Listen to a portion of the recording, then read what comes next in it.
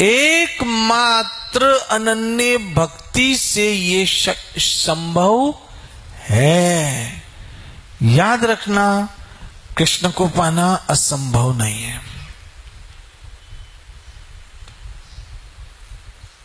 नहीं, बिल्कुल नहीं।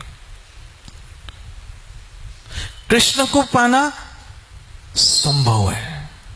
यह सबसे पहली हमारे लिए गुड न्यूज है।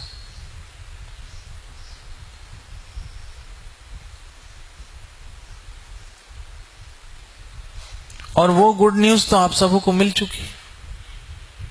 कैसे? जब कोई मां बनने वाली होती है तो हम क्या कहते हैं? गुड न्यूज है। तो कोई भक्त बनने वाला होता है तो डबल गुड न्यूज होती है। जैसे मां बनेगी तो उसे बच्चा मिलेगा, और कोई भक्त बनेगा तो उसे भगवान मिलेगा। इसलिए ये सबसे बड़ी गुड न्यूज है कि जब कोई भजन करने लगे, हरे कृष्ण कृष्ण कृष्ण हरे हरे,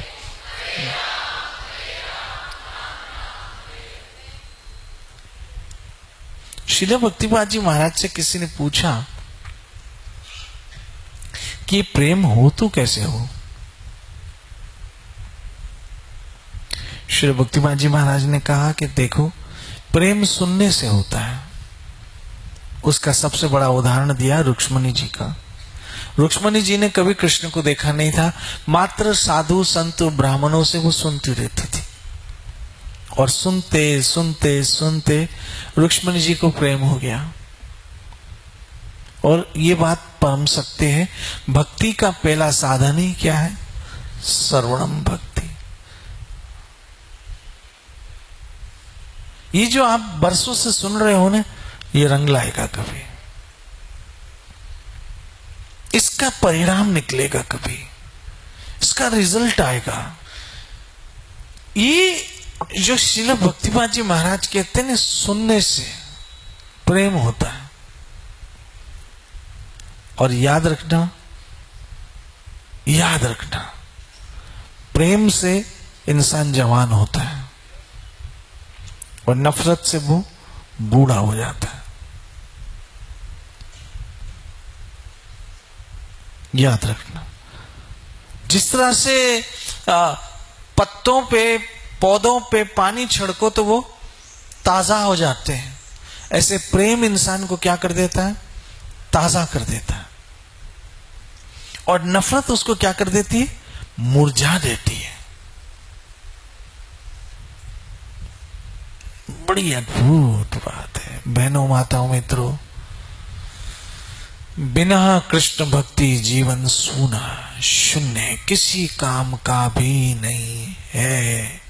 उठा के फेंक देंगे। और बिना कृष्ण भक्ति के जीवन संसार में कितना दौड़ेगा दौड़ेगा दौड़ेगा। आप संसार की कितनी बड़ी सफलता प्राप्त कर लो, फिर भी क्या मिला अंत में? तो रिजल्ट देखते हैं ना।